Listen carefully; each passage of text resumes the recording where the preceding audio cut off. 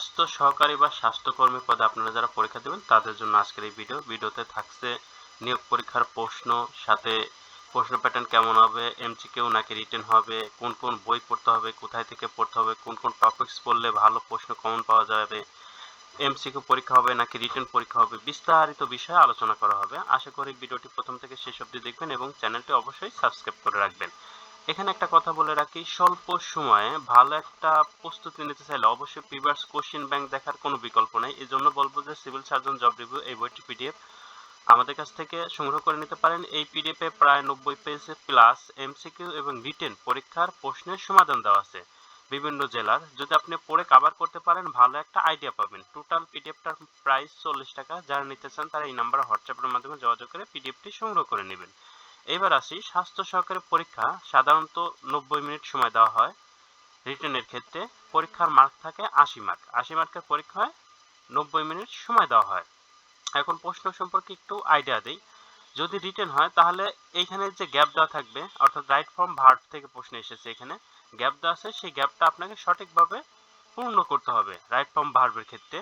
আর এরপর আসে changing the voice, voice changing থেকে প্রশ্ন আসে। পুট দ্য আর্টিকেল, মানে আর্টিকেল থেকেও প্রশ্ন আসে। Maintain the part of speech, part of speech থেকেও প্রশ্ন আসে। Write the correct preposition, correct preposition বসাতে হবে, সেটা থেকে একটা প্রশ্ন আসে। আর একটা প্যারাগ্রাফ আসে ইপিআই সম্পর্কিত অথবা যে কোনো বিষয় সম্পর্কিত একটা প্যারাগ্রাফ থাকতে পারে। ট্রান্সলেশন থাকে। এরপরে আপনার এক কথায় প্রশ্ন থাকে, এক কথায় উত্তর করতে হবে, এরকম সাধারণ জ্ঞান থাকে কিছু। আর বাংলা থেকে প্রশ্ন থাকে, সাথে গণিত থাকে। গণিত মানে এই চারটা টপিক থেকেই কিন্তু প্রশ্ন আসে আপনাদের। তাহলে রিটেনের ক্ষেত্রে বাংলা, ইংরেজি, গণিত, সাধারণ জ্ঞান এই চারটা টপিক থেকেই প্রশ্ন আসবে। আর এখন দেখুন, এটা স্বাস্থ্য সহকারী পরীক্ষার প্রশ্ন, এটা হলো রিটেন পরীক্ষার প্রশ্ন। স্বাস্থ্য সহকারী, এটাও স্বাস্থ্য সহকারী প্রশ্ন, এটা হলো এমসিকিউ পরীক্ষার প্রশ্ন। রিটেনে 90 মিনিট সময় দেওয়া হয়, মার্ক থাকে 80। এবং স্বাস্থ্য সহকারী এমসিকিউ পরীক্ষা এখানেও 80 মার্কের পরীক্ষা হয়, 1.5 ঘন্টা সময় দেওয়া হয়, অর্থাৎ 90 মিনিটই সময় দেওয়া হয়। এখানে কিন্তু বাংলা, ইংরেজি, গণিত, সাধারণ জ্ঞান, মানে এমসিকিউতেও চারটা টপিক থেকে প্রশ্ন আসবে, মানে চারটা বিষয়ের উপর থেকে। রিটেনেও চারটা বিষয়ের উপর থেকে, সেটা বাংলা, ইংরেজি, গণিত, সাধারণ জ্ঞান, এই চারটা বিষয়ের উপর থেকেই প্রশ্ন আসবে। আপনাকে কিন্তু এই চারটা বিষয় পড়ে যেতে হবে, যে কোনো বই থেকে পড়তে পারেন অথবা আমাদের পিডিএফ গুলো থেকেও পড়ে যেতে পারেন। এখন কথা হলো আপনারা কি কি পড়বেন। আপনাদের পড়তে হবে বাংলা, ইংরেজি, গণিত, সাধারণ জ্ঞান, সাথে প্রিভিয়াস কোশ্চেন ব্যাংক। এই চারটা টপিক, মানে এই পাঁচটা টপিক যদি আপনি ভালো করে আয়ত্ত করে যেতে পারেন, ইনশাল্লাহ অবশ্যই আপনার চাকরি হবে।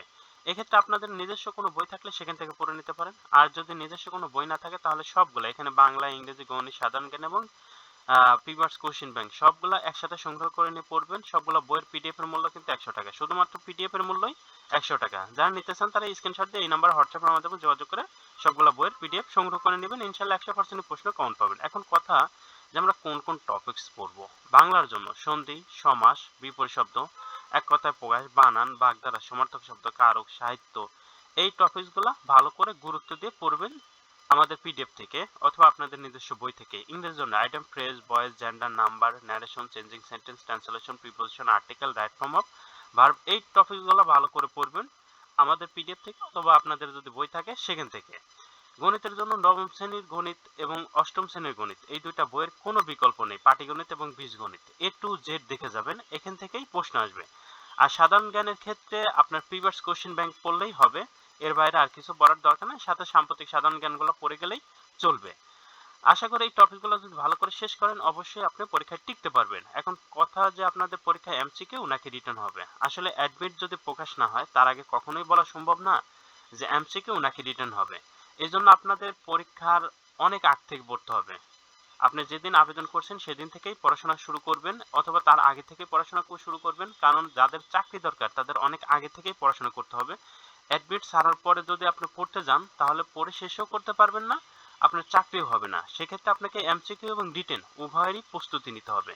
রিটেন আসলে রিটেন, এমসিকিউ আসলে এমসিকিউ, তবে আপনার উভয়েরই প্রস্তুতি নিতে হবে। সেক্ষেত্রে আপনারা সবগুলো বইয়ের পিডিএফ সংগ্রহ করে নিয়ে পড়তে পারেন। এখন অনেকেরই প্রশ্ন যে রিটেনের প্রশ্ন কেমন আসে, এমসিকিউর প্রশ্ন কেমন আসে। এই দেখুন, যেমন শুদ্ধ বানান লিখুন, তাহলে বানান শুদ্ধিকরণ থেকে প্রশ্ন এসেছে। এখানে কিন্তু ওই একই বেশি কথা বলে যে এক কথা লিখুন, এখানে কিন্তু এক কথা থেকেই প্রশ্ন আসছে। অবার্সেন শব্দের অর্থ কি? প্রাচীন, আমরা জানি। এই যে প্রশ্নগুলা দেখুন যে এখানেও যে টপিকগুলো, যেমন এটা এক কথায় প্রকাশ থেকে এসেছে, এখানেও কিন্তু এক কথায় প্রকাশ থেকে প্রশ্ন আছে।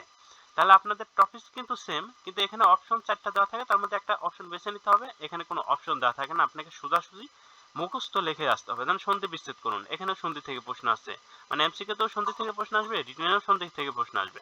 তবে একটা জিনিস, স্বাস্থ্য সহকারী রিটেনের এটা সিলেবাসটা ছোট, আর এমসিকিউর সিলেবাসটা অনেক বড়, অনেক বেশি পড়তে হবে।